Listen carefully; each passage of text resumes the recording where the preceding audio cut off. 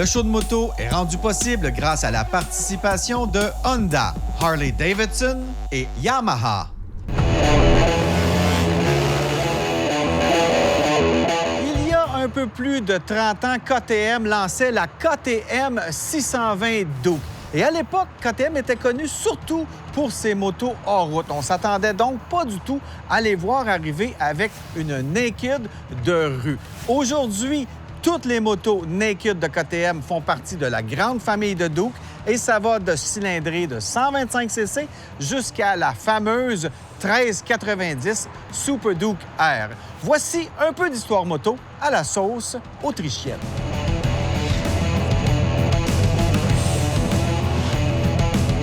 Marc, premièrement, excellent setup d'entrevue, c'est magnifique. On a la famille Duke.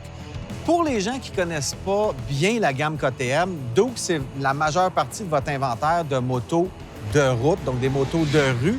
Et ça existe depuis un bout de temps. Donc, je voulais qu'on fasse un peu un survol parce que c'est les 30 ans. C'est pas rien quand même d'avoir une famille chez un fabricant qui dure aussi longtemps. Ça vaut la peine d'en parler. D'abord, ça vient d'où, ça, l'esprit du Duke?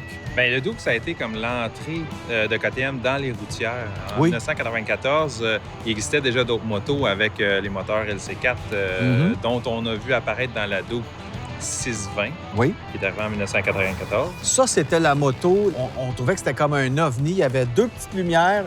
Quand on regarde ça, 30 ans plus tard, c'était vraiment un peu le début de l'esprit de design particulier des KTM, parce qu'elles ont quand même un look qu'on reconnaît facilement sur la route. À eux, ouais. Oui, quand on suit un peu le monde de la moto, on reconnaît les KTM, juste les phares et le design. Et c'est M.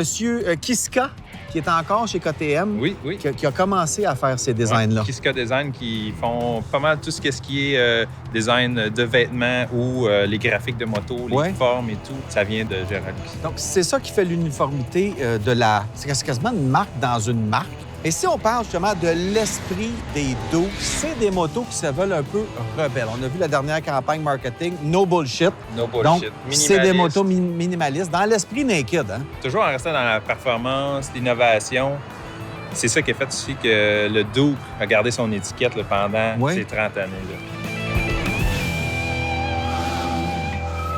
D'abord, la 250, petite moto urbaine, une moto d'entrée de gamme pour les gens qui commencent, les gens qui veulent des petites motos de déplacement, quoi.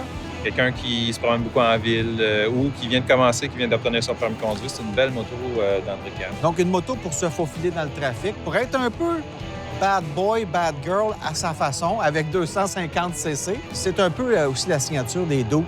Oui. C'est des motos simples, des motos hyper maniables, je dirais même des motos précises. On a ensuite la 390, qui est vraiment une moto, un petit canif suisse, je dirais. Parce que tu as quand même une belle puissance pour une 400. Moi, je pense que c'est la plus puissante en HP de la catégorie autour de 400 cc. Avec son 44 chevaux. Oui. C'est ça, c'est la plus puissante de sa catégorie. Dans cette moto-là, il commence à avoir un peu de technologie qu'on n'a pas encore dans la 250. On va avoir le quick shifter. Ah oui, un quick shifter sur le 390. Exactement. Super. Toutes nos motos ont l'ABS, le cornering ABS. L'ABS de virage. On a aussi des éclairages Odell sur toute la gamme maintenant. Exact. On a aussi les tableaux d'affichage TFT qui sont vraiment très beaux, très clairs, très colorés, faciles à lire. Donc, une belle technologie. Bien là, je roule la 390. C'est vraiment une petite moto plaisante, légère, maniable, parfait pour la circulation urbaine. Des petits chemins de campagne aussi comme ça pour aller se balader. La 250 et la 390 ont des nouveaux designs en 2024. Et est-ce que je me trompe ou avant, on avait une 200 comme plus petite moto Duke disponible au Canada? Oui. C'était à 200 l'année passée. Maintenant, ils l'ont monté à 250. 390, c'est la même cylindrée, mais on a quand même des motos complètement repensées. Là. C'est pas la même moto que l'année passée, la 390. Non. En aucun point, c'est la même moto. Tout a été changé. Tout a été changé. Suspension, moteur, châssis, les roues.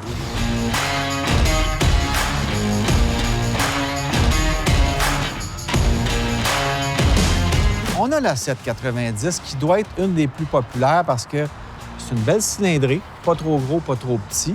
Le prix est en conséquence aussi. Et elle est très équipée. Et il ne faut pas les confondre avec les aventurières de KTM, qui sont des motos quand même assez hautes, comme toutes les aventurières. Ce sont des motos de route, donc une hauteur de selle quand même assez abordable pour le commun des mortels qui ne joue pas dans la NBA, mettons. Et là, les cylindrées, ça change beaucoup. La 790 était là avant. On a eu une 890, c'est revenu. Donc, il ne faut pas trop s'attarder à ça. Mais la moto, l'essence même de cette 790-là, c'est une moto, encore une fois, pour s'amuser. C'est une moto qui est le fun à rouler aussi. Est-ce que tu l'as roulé un peu? Ben As-tu oui, eu le temps? certainement. La 790, Ben oui. Qu'est-ce que tu aimes sur ce modèle-là? J'aime son agilité. Oui? Elle est légère, ça freine super bien. La performance du moteur, c'est écœurant. C'est le fun. Puis l'échappement a un beau petit son, très Oui. agréable. En plus, tu mets un petit acrapovic là-dessus. Mamma mia, ça sonne bien. cerise Hein? sur le Sunday. C'est la cerise sur le Sunday. Mais c'est vrai que c'est une moto plaisante, d'où son surnom de Scalpel. C'est une moto très, très, très précise. Donc, encore une fois, une bonne représentante de la famille Duke, de l'esprit Duke qui est un peu bad boy, un peu performance. Vraiment des motos pour s'amuser.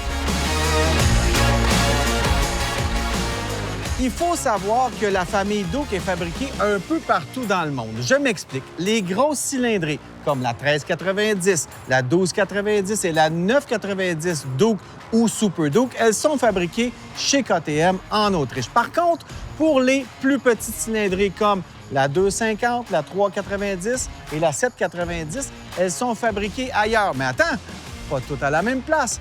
Les plus petites, la 250 et la 390, sont fabriquées en Inde selon les standards de KTM, mais ils sont faits par la compagnie Bajaj Auto Limited, avec qui KTM a une association depuis un peu plus de 12 ans.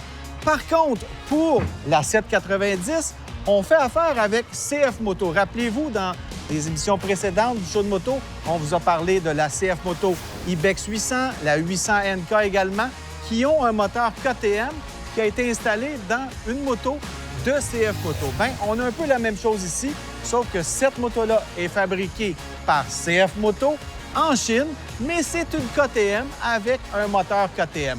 Donc, quand je vous dis que tout est dans tout dans le monde de la moto, bien, c'est pas mal vrai.